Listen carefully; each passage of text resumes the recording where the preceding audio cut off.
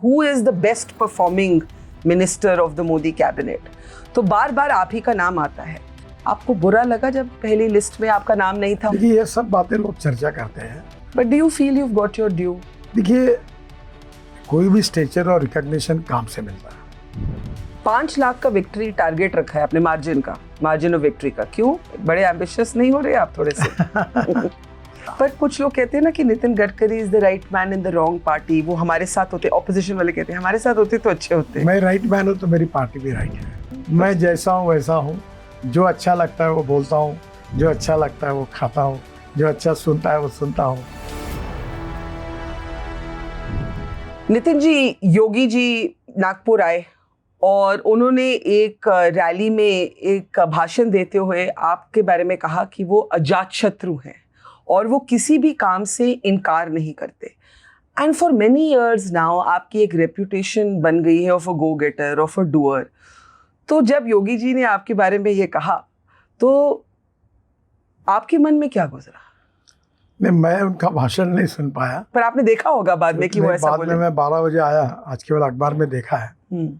योगी जी ने मेरे साथ विशेष रूप से अध्यक्ष था तब भी काम किया है और वो मुख्यमंत्री के रूप में उनके राज्यों के अनेक गंभीर प्रश्न थे, रास्ते के काम बंद पड़े थे और मैंने उनको सॉल्व करने की कोशिश की।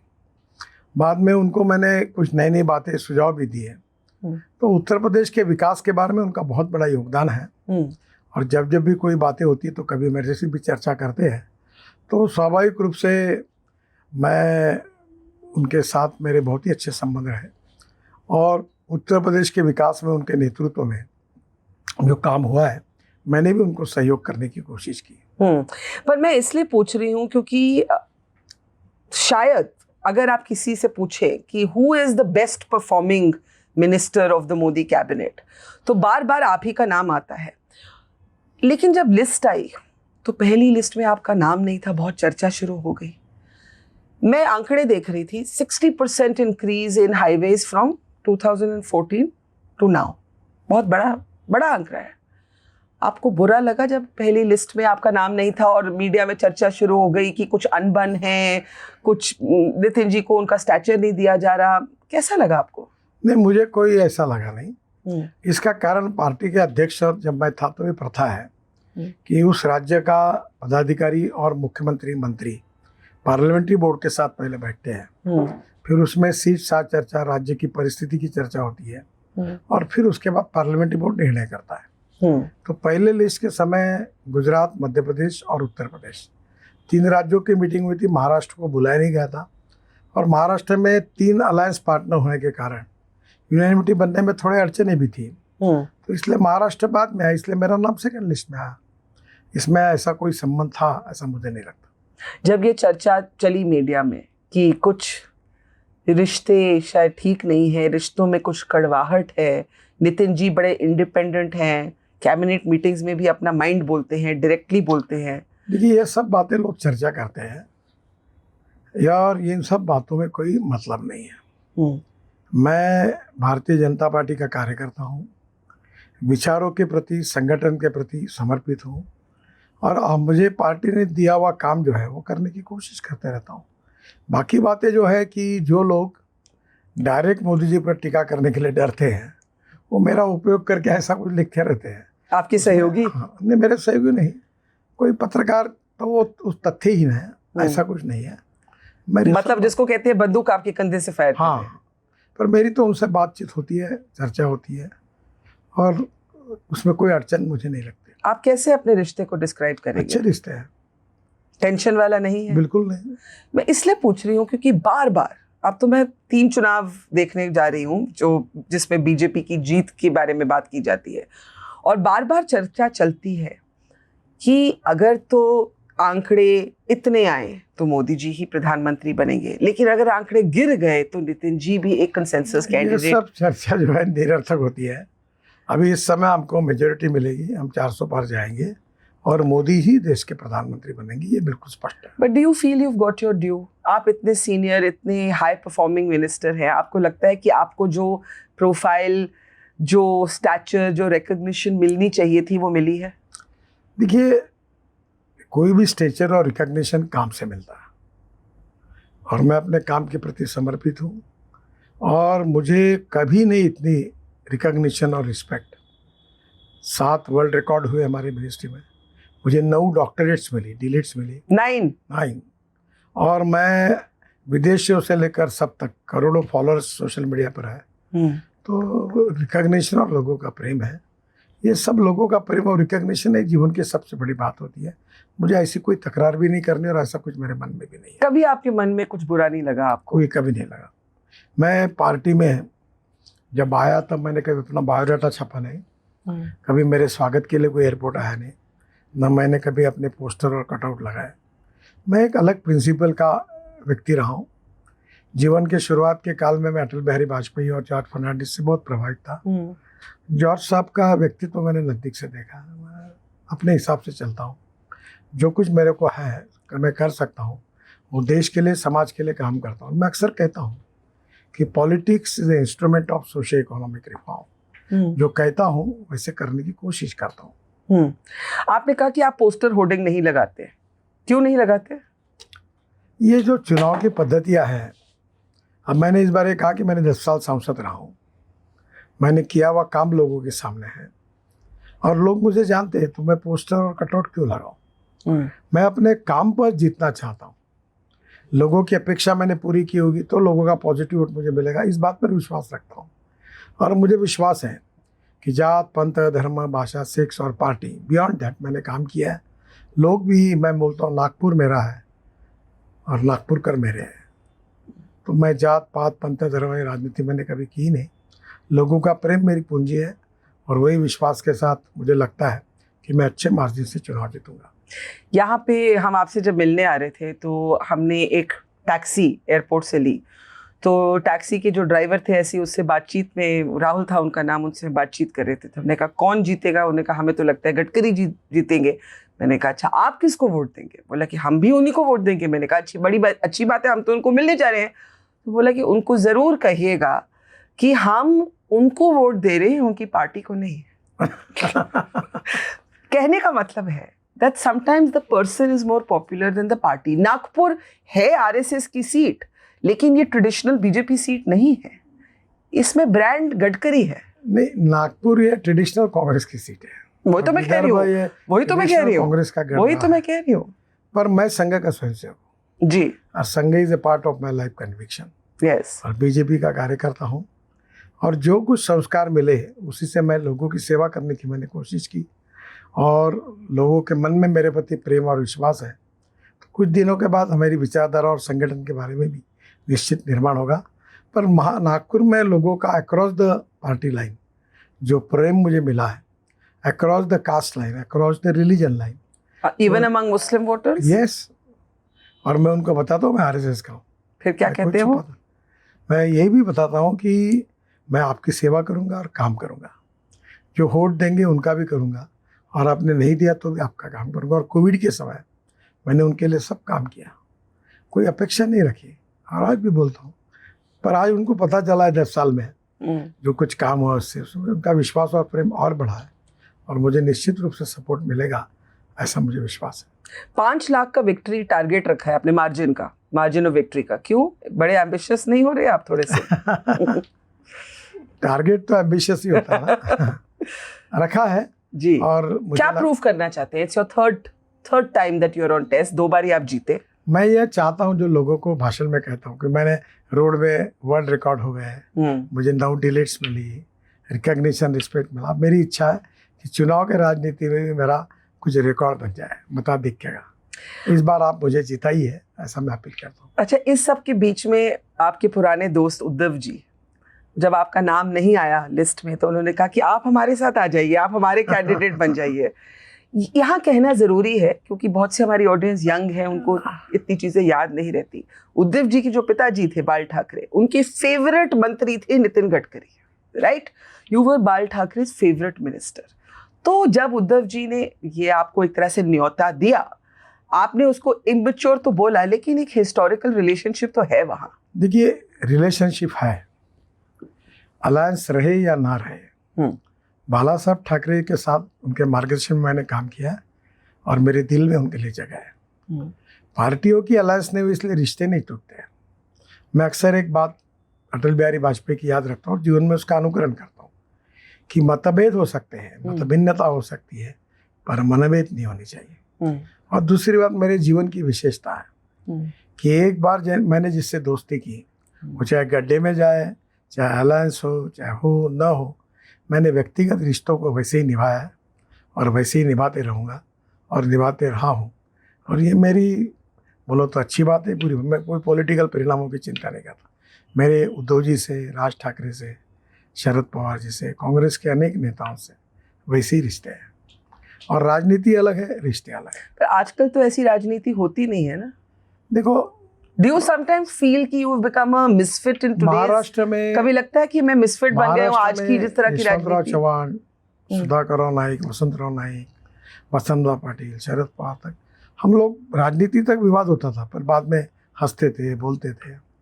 ये चलते रहता है। पर राजनीति में कटुता नहीं आनी चाहिए, दुश्मनी नहीं आनी चाहिए। अपने विचारों के प्रति मतभिन्नता और मतभेद हो सकते हैं, मनभेद नहीं होने चाहिए। मैं हमारे यहाँ कांग्रेस पार्टी की कारपोरेटर, कार्यकर्ता आते, सबके काम करता हूँ। मैं उसमें राजनीति नहीं लाता। पर कभी लगता है कि वो जमाने गए, आज आप एक्सेप्शन है। देखिए, शायद पहले भी एक्सेप्शन थे, लेकिन आज कुछ खास था, क्या होने वाला है इससे मुझे कोई लेना देना नहीं है। मैं जैसे चलते आया हूँ वैसे चलता रहूँगा। जो अटल जी कहते हैं न हार में न जीत में, वैसे चाहे हार हो चाहे जीत हो, चाहे अच्छा हो चाहे बुरा हो, कुछ बातें जो उसूलों के रूप में जीवन में स्वीकार की है वैसे ही चलता रहूंगा। पर कुछ लोग कहते हैं ना कि Nitin Gadkari is the right man in the wrong party. वो हमारे साथ होते, ऑपोजिशन वाले कहते हैं हमारे साथ होते तो अच्छे होते। मैं राइट मैन हूँ तो मेरी पार्टी भी राइट है, ऐसे ही मैं उनको कहूँगा। जब उद्धव जी का ये न्योता है, आपने सीरियसली सोचा उसके बारे में? बिल्कुल है। क्या सोचा आपने? मैं तो भारतीय हंसे, इरिटेट हुए, क्या सोचा? मैंने तो कुछ उसमें वो उन्होंने कहा, हाँ, मैंने कहा कि भाई सवाल ही नहीं उठता। मैं सिद्धांत, देखो हमारे देश में 2 प्रकार का पॉलिटिक्स है, politics of convenience and politics of conviction. मैं पॉलिटिक्स ऑफ कन्विक्शन के स्कूल का हूँ। मेरी पार्टी, मेरी विचारधारा मुझे सर्वोपरि है, तो मैं दूसरे पार्टी का टिकट कैसे लूँगा? आपने पॉलिटिक्स ऑफ कन्विक्शन की बात कही। एक बड़ी कंट्रोवर्सी आपकी पार्टी के लिए अभी चल रही है इलेक्टोरल बॉन्ड्स को लेकर। इसमें बहुत चर्चा हो चुकी है। सभी पार्टीज, कम्युनिस्ट को छोड़ के सभी पार्टीज ने बॉन्ड्स के जरिए पैसे लिए, बीजेपी को सबसे ज्यादा पैसे मिले। लेकिन एक कंपनी है, उसकी प्रशंसा आपने की, वो वीडियो वायरल है, मेघा की बात कर रही हूं मैं। Number 2 buyer of bonds. सिर्फ उदाहरण के तौर पे पूछ रही हूँ, हर कंपनी के बारे में एक स्टोरी है, एक उदाहरण के तौर पे पूछ रही हूँ क्योंकि आप ही का वीडियो बहुत वायरल हुआ। अब ऑपोजिशन कहती है, हालांकि कांग्रेस को भी उससे पैसे मिले, लेकिन बीजेपी को ओवर 600 करोड़ मिले, कि भाई ये जो कॉन्ट्रैक्ट्स गए इनको, ये जो गडकरी जी की बड़ी प्रशंसा थी इस कंपनी के लिए, ये क्विड प्रो को है, ये कॉन्फ्लिक्ट ऑफ इंटरेस्ट है।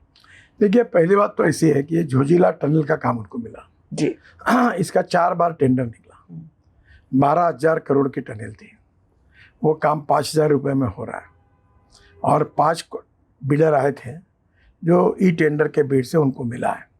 उसमें 4 से 5,000 करोड़ का सेविंग है।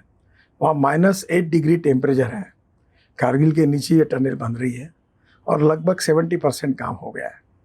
तो मैंने ये काम की, उस कठिन परिस्थिति में अच्छा काम किया, क्वालिटी की, देखने के बाद प्रशंसा की, और मैं आज भी कायम हूँ। और आप वो स्पीच वापस नहीं ले? बिल्कुल नहीं, वापस लेने का सवाल नहीं उठा। और उन्होंने कौन से पार्टी को कितने बॉन्ड है मुझे पता नहीं। मैं बता रही हूँ ना आपको, ये तो पब्लिक डोमेन में है। अभी आया, मेरे से कभी चर्चा हुई नहीं। मैंने 50 लाख करोड़ के काम किए, मेधा ने भी काम किए, पर मैंने 1 रुपया किससे नहीं लिया। मैं करप्शन नहीं, आपने नहीं, लेकिन पार्टी को बॉन्ड्स, पार्टी को दिया। वो देखो, उन्होंने सभी पार्टी को दिया। अब ज़्यादा दिया ऐसा बोला, एक ने पूछा मुझे, मैंने बोला सब टीवी चैनल पर एडवर्टाइजमेंट का रेट सेम है क्या? जिसका टीआरपी ज़्यादा है वो ज़्यादा रेट लेता है, तो कल कांग्रेस पार्टी रूलिंग पार्टी में आएगी तो उनको ज़्यादा बॉन्ड मिलेंगे, हमको कम है, तो चलता ही है। आखिर we need to find out some way out कि पॉलिटिकल पार्टी को भी पैसे की जरूरत है। वो सुप्रीम कोर्ट जो कहे या पॉलिटिकल पार्टी तय करके कुछ ना कुछ मार्ग तो। पर इनमें बहुत सी पार्टीज ऐसी हैं जिनकी रेड्स हुई, ईडी की रेड्स हुई, इनकम टैक्स, इनफैक्ट टॉप 5 जो बायर्स ऑफ बॉन्ड्स हैं, 4 out of 5 have been raided. तो उसको ऐसा लगता है कि जो आजकल ऑपोजिशन का भी आरोप है कि भाई ईडी, सीबीआई, इनकम टैक्स को मिसयूज किया जा रहा है, सरकार की तानाशाही है, बॉन्ड्स को लेके कॉन्फ्लिक्ट ऑफ इंटरेस्ट है। ये इन सब बातों की जो चर्चा होती है वो बाद में हुई है, बॉन्ड आने के बाद। अब ये इसका कोरिलेशन कोई है क्या? मेरे हिसाब से कोई है नहीं। ये तो चलते रहता है, जीएसटी की बात कभी हर कंपनी में कुछ ना कुछ चल रहा है। मैं अगर पूछा ऐसी कोई कंपनी है क्या जिसके साथ जीएसटी की कोई प्रॉब्लम नहीं, इनकम टैक्स की प्रॉब्लम नहीं, ऐसे आप भी ढूंढ के नहीं मुझे बता सकते, क्योंकि हर जगह प्रॉब्लम रहती ही है। अच्छा, पैसे देने वाली यही कंपनियां हैं, तो नेचुरली वो सबको पार्टी को मदद करती है। सो यू डोंट रिग्रेट अभी जो इन्फॉर्मेशन है कि मेघा को जितने कॉन्ट्रैक्ट्स मिले, कभी आपको लगता है कि नहीं, रिग्रेट मैं क्यों करूं? देखो, कि जो आपने प्रेज की, उनकी तारीफ की, आप जो पब्लिक डोमेन है कि पार्टी को इतना चंदा गया बॉन्ड्स के पहली बात फॉर्म में, चंदे का और बॉन्ड्स का और उनके काम का कोई संबंध नहीं। पहले काम मैंने मेहरबानी करके काम दिया नहीं। ई टेंडर हुआ, कंपटीशन हुई, जो नियम में लोएस्ट है उसको काम मिला। आप मेरे पूरे टेंडर पब्लिकली आपके सामने है। मैं 50 लाख करोड़ के काम कर चुका हूँ। एक भी काम में इरेगुलरिटी हुई तो आप लोग जरूर चालू कर दो कार्यक्रम में। अब जो टेंडर में लोएस्ट है उसको तो काम देना ही है। मुझे लगता हमने कुछ कर। दूसरी बात, जिसने अच्छा काम किया, मैं डर के कारण उसको नाक हुए नहीं। मैंने कहा जो अच्छा है तो अच्छा है, बुरा मैंने कॉन्ट्रैक्टर को कितना लतेड़ा ये भी आपने सुना होगा। मैं उस पे आने वाली हूँ। मैं छोड़ता नहीं किसी को। अगर अच्छा किया तो अच्छा कहता हूँ, नहीं किया तो उसको डांटने में भी कम नहीं, बुलडोजर के नीचे डाल दूंगा। तो सवाल यही है कि अच्छा है तो अच्छा। सस्ता हुआ क्या? 5,000 करोड़ की बचत हुई, सच्चाई है। एस्टिमेटेड कॉस्ट 12,000 करोड़ और 5,000 करोड़ में काम हुआ। Your attempts to change the system और जो इस तरह से आप टोकते हैं जो इनएफिशिएंट लोग हैं, उन पे मेरे 1-2 सवाल है, लेकिन मैं पहले अरविंद केजरीवाल के बारे में पूछना चाहती हूँ। इसलिए पूछना चाहती हूँ क्योंकि again public memory is very short. लोग भूल गए हैं कि वो जमाना भी था कि केजरीवाल जी ने आप पे आरोप लगाए, डेफेमेशन सूट हुए, उन्होंने अपनी जो वर्ड्स थे वापस लिए। आप लोग दोस्त तो नहीं कहूंगी, आप प्रोफेशनली उनको मिलते थे। देखिए, वो मुख्यमंत्री थे जी, दिल्ली के कामों में, द्वारका एक्सप्रेस हाईवे में जी, उनकी पेड़ काटने की परमिशन, लैंड एक्विजिशन, उनका मुझे दिल्ली सरकार के पास जाना पड़ता था। मैं वाटर रिसोर्सेज मंत्री था जी। मैंने यमुना के लिए और दिल्ली के लिए 6,000 करोड़ रुपए दिए। वो सब योजना उनको इम्प्लीमेंट करनी थी, उनको बैठकर उसको मुझे एक्सपीडिएट करने के लिए मैं मीटिंग लेता था। देखो, राजनीति में हम एक दूसरे के विरोधी है, दुश्मन है, ऐसा समझ कर मैंने कभी काम नहीं किया। और जब फेडरल कैरेक्टर है, जो प्रधानमंत्री बार बार कहते हैं हमारी विशेषता है, और सबका साथ सबका विकास सबका प्रयास, तो राज्य सरकार कोई भी पार्टी को उसको कॉन्फिडेंस में लेके काम तो करना ही पड़ेगा। आज वो जब जेल में है तो आप क्या कहते हैं इस पे? देखिए, अब कोर्ट में मामला चल रहा है, कोई केस बनी होगी इसलिए जेल में होंगे।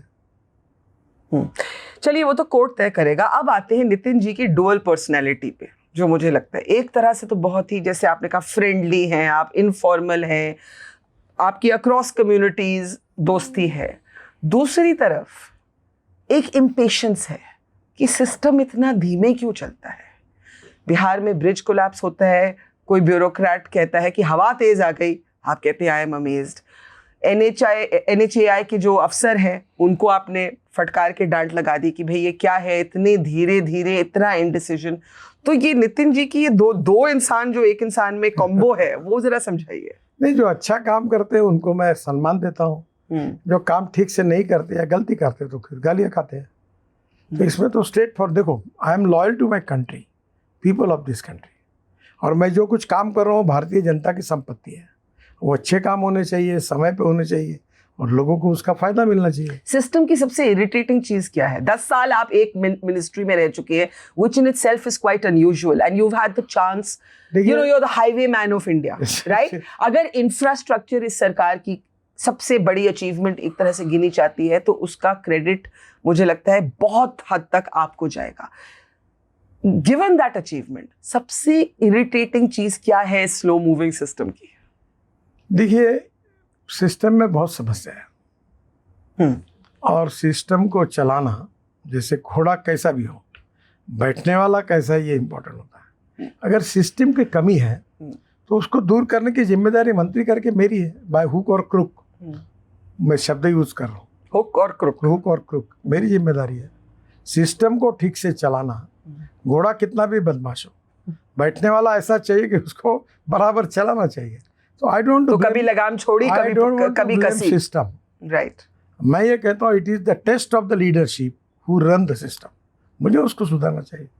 But you have been frustrated with the slow, मतलब आपको जितना आपने अचीव कर लिया 60% इंक्रीज इन हाईवेज, वो भी आपको स्लो लगता है। मुझे लगता है आपको लगता है मैं इससे भी ज्यादा तेज काम कर सकता देखिए प्रॉब्लम ये है कि time is the most important capital, the resources and technology is important, पर टाइम पर एक एक फाइल को 3-3 महीने दबा के रखना, निर्णय नहीं करना, it is very wrong.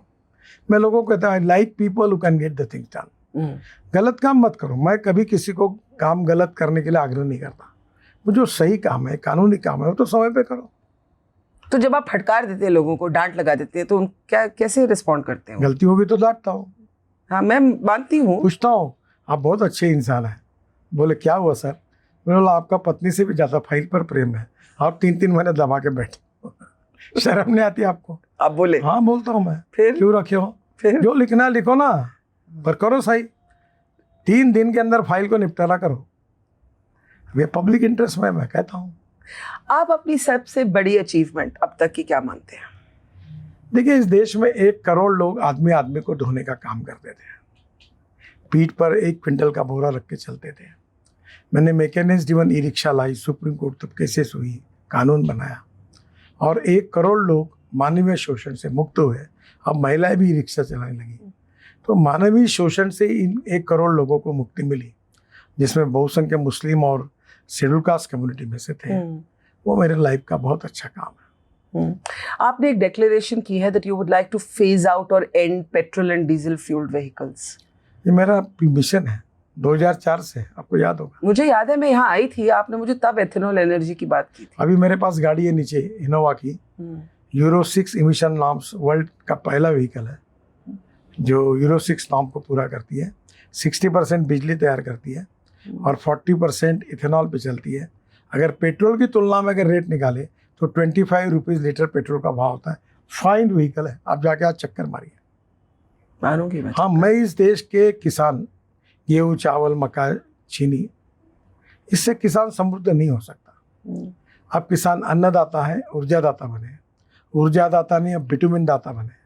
Bitumen बन रहा है राइस स्ट्रॉ से, परली से। और केवल वो ही नहीं, तो आप पानीपत में बायो एविएशन फ्यूल, हवाई ईंधन बना रहे हैं। तो इस देश में diversification of agriculture towards energy and power sector हमारा मिशन है और मैं उस पर ऊपर लगातार काम कर रहा हूँ।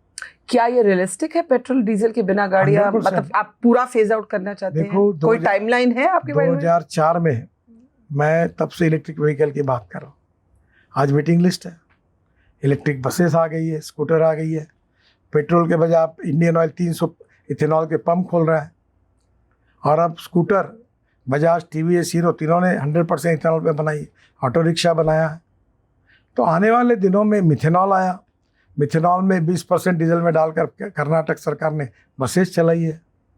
अब सीएनजी एलएनजी आया, जो पहले जलती थी उससे 250 प्रोजेक्ट पंजाब, हरियाणा, उत्तर प्रदेश में सीएनजी बनाने वाले प्रोसेस में 36 चालू हो गए। तो मैंने बोली हुई हर बात सिद्ध हुई है। और मैं आपको कहूँगा, टाइम लिमिट नहीं बता सकता, पर जल्दी ये दिन आएगा कि किसान हाइड्रोजन भी बनाएगा। Hydrogen, ethanol, methanol, biodiesel, bio LNG, bio CNG और इलेक्ट्रिक, ये देश में अल्टरनेटिव फ्यूल और बायोफ्यूल डेवलप होगी और पेट्रोल डीजल का इंपोर्ट कम होते जाएगा और एक दिन समाप्त होगा। एंड में पूछना चाहती हूँ कि इलॉन मस्क को और टेस्ला को आपने कैसे संभाला? क्योंकि आपने कहा कि मैन्युफैक्चरिंग यहाँ होगी तब टेस्ला को अलाउ किया जाएगा, और अब चर्चा में इसी हफ्ते चल रहा है कि बहुत शीघ्र टेस्ला यहाँ पहुँचने वाली है। देखिए, वो मैन्युफैक्चरिंग यहाँ करेंगे तो वो यहाँ से अभी जितनी ब्रांड है ऑटोमोबाइल की, एक समय हमारा टर्नओवर 7.5 लाख करोड़ था, आज हमारा 12.5 लाख करोड़ हुआ। ये इंडस्ट्री है जो देश को सबसे ज़्यादा राज्य सरकार और भारत सरकार को जीएसटी देती है। यही इंडस्ट्री है जो 4.5 करोड़ लोगों को रोजगार दिया है। यही इंडस्ट्री है जो 5 करोड़ का एक्सपोर्ट करती है। तो आने वाले समय में सब हिंदुस्तान में है और हिंदुस्तान में बनाकर एक्सपोर्ट कर रहे हैं। तो एलन मस्क का भी स्वागत है, वो आए, यहाँ बनाए। हिंदुस्तान के लोग भी, डोमेस्टिक मार्केट भी अच्छा है और वर्ल्ड में यहाँ से एक्सपोर्ट करें, तो निश्चित रूप से उनको भी शुभकामनाएं। अगर सरकार दोबारा बनती है आपकी पार्टी की, तो आप क्या वही मंत्रालय चाहेंगे जिसमें आप 10 साल से काम कर रहे हैं, कि आपकी और भी ड्रीम्स हैं और भी सेक्टर्स में? नहीं, ये तो प्रधानमंत्री जी के ऊपर डिपेंड करेगा कि मुझे कौन सा काम देना है, और जो काम प्रधानमंत्री देंगे वो काम मैं पर करूंगा। Nitin ji, everybody sees you as a prime ministerial contender. आप अपने आप को उस रूप में नहीं देखते कि आप मॉडेस्ट हो रहे हैं? मैं करियर ओरिएंटेड पॉलिटिशियन नहीं हूँ। इसका मतलब क्या हुआ? यानी मैं कोई उद्देश्य रखकर, एम्बिशन रखकर मैंने कभी काम नहीं किया। मैं बीजेपी का अध्यक्ष बनने का मेरे सपने में नहीं था। मैं तो नागपुर, महाराष्ट्र से दिल्ली जाने में रिलक्टेंट था। देखो, कर्मण्येवाधिकारस्य मा फलेषु कदाचन, दूसरा यहाँ लिखा हुआ है, यहाँ लिखा हुआ है। हाँ। एक संस्कृत का लिखा हुआ है मेरे ऑफिस में, मनसा सततम स्मरणीयम, वचसा सततम वदनीयम, लोकहितम मम करणीयम। मतलब कि politics is the instrument of socio economic reform. मन में हर समय अच्छा सोचो, लोगों का, जनता की सेवा करो, और उनकी सेवा करना ही अपना कर्तव्य समझ कर चलते रहो। यही भाव रखकर मैं काम करते रहता हूँ, और मेरी औकात और हैसियत से मुझे बहुत ज़्यादा मिला। मैं समाधानी और संतुष्ट हूँ। आप चाहेंगे कि आपके परिवार के लोग, बच्चे भी पॉलिटिक्स में हैं? मैंने उनको कह दिया, किसी का लड़का और लड़की होना गुनाह नहीं है, पर माता पिता ने उसके लिए टिकट नहीं मांगना चाहिए। और मैंने उनको कहा कि मैंने जो कुछ राजनीति में कमाया, उस विरासत पर अधिकार मेरे कार्यकर्ताओं का है, और मेरी संपत्ति जो कुछ होगी वो तुम्हारी है। ये जो चुनाव है, इसको आप एक हिंदुत्व इलेक्शन कहेंगे? जैसे 2019 के बारे में कहा जाता है नेशनल सिक्योरिटी इलेक्शन, पुलवामा हुआ, बालाकोट हुआ। इसलिए पूछ रही हूँ क्योंकि अभी अयोध्या प्राण प्रतिष्ठा हुई, लोगों को लगता है मंदिर बहुत बड़ा फैक्टर है। ये चुनाव 10 साल मोदी जी के नेतृत्व में हमारी सरकार ने जो परफॉर्मेंस किया है, जो परफॉर्मेंस ऑडिट हुआ है, जो कांग्रेस 60 साल में नहीं कर सकी, जो हमने 10 साल में किया है, उस काम के भरोसे हम चुनाव लड़ रहे हैं। जनता का विश्वास हासिल करेंगे, फिर से हम चुनकर आएंगे, हमारी सरकार आएगी और मोदी जी प्रधानमंत्री बनेंगे, ये मेरे मन में दृढ़ विश्वास। ये बातचीत में एक सवाल से एंड करती हूँ, धर्म और राजनीति के बीच का रिश्ता क्या होना चाहिए? इसलिए पूछ रही हूँ कि बहुत साल पहले मैंने आपका एक इंटरव्यू किया था, और आपने कहा था, मुझे वो बात हमेशा याद रहती है, आपने कहा था मैं कट्टर आरएसएस का आदमी हूँ, लेकिन मैं मंदिर ज़्यादा नहीं जाता। आपको याद है आपने ये कहा था? तो वो बात मैं आज याद कर रही थी। तो जब इतनी चर्चा चलती है हिंदुत्व, पॉलिटिक्स, हिंदुत्व इलेक्शन, धर्म और राजनीति का क्या रिश्ता होना चाहिए? आपके लिए क्या रिश्ता है? धर्म के बारे में सही अर्थ अभी तक लोगों में मिसकोट हुआ है। आप पत्रकार हैं जी, आप जब कुछ काम करते हैं तो बोलते मैं पत्रकारिता के धर्म का पालन कर रही हूँ जी। कोई टीचर होता है, बोला टीचर के धर्म का पालन करना जी। तो यहाँ धर्म का अर्थ कर्तव्य के साथ होता है। और रिलीजन, आप जो सेकुलर शब्द है जी, इसका अर्थ होता है, सेकुलर का अर्थ होता है धर्मनिरपेक्षता, पर एक सही अर्थ उसका लोग लगाते धर्मनिरपेक्ष, ये नहीं है। सर्वधर्म समभाव, ये उसका अर्थ है, सब धर्म का सम्मान करो जी। अच्छा, अगर आप सेकुलर हैं तो राजीव गांधी के मृत्यु के बाद इंदिरा जी के मृत्यु को मतरंगी क्यों दिया? तो इसलिए कभी ना कभी इन शब्दों के बारे में राजनीतिक कन्वीनियंस के लिए लोगों को कंफ्यूज किया गया है। धर्म का अर्थ कर्तव्य के साथ होता है, और हिंदुत्व, इसके बारे में भी ये हिंदू धर्म के साथ जुड़ा हुआ नहीं है।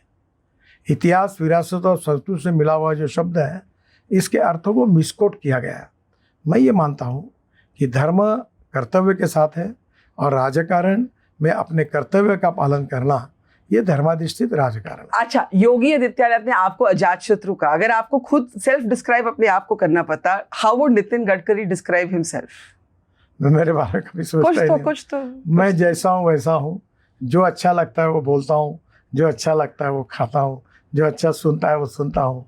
मैं चलते रहता हूँ, मैं अपने ज़िंदगी को अपने हिसाब से जीना चाहता हूँ, आनंद और खुशी से रहता हूँ, खुद खुशी में रहता हूँ, लोगों को रहता हूँ। कभी मैं शेफ बन जाता हूँ, कभी मैं गज़ल सुनता हूँ, कभी स्पोर्ट्स का देखता हूँ। शेफ बन जाते हैं? हाँ, क्या मैं यहाँ कल्चरल इवेंट की 50,000 लोग आते थे। हाँ। स्पोर्ट्स की इवेंट के 70,000 खिलाड़ी खेले 16 दिन। मैं यहाँ भक्ति महोत्सव किया, हजारों लोग आए। मैं अपने हिसाब से था मस्त खुशी से काम करते रहता हूँ। और ये तो कहना पड़ेगा कि आपके साथ जो खाना खाने को मिलता है वो बेस्ट होता है कहीं का भी। मैं बहुत पॉलिटिशियंस के साथ लंच किया है, लेकिन आज आपके साथ जो लंच था वो बहुत बढ़िया था। बहुत thank you Nitin ji, and all the best to you. Thank you. नमस्कार and hello everyone, welcome to a ride through the heart and the soul of India.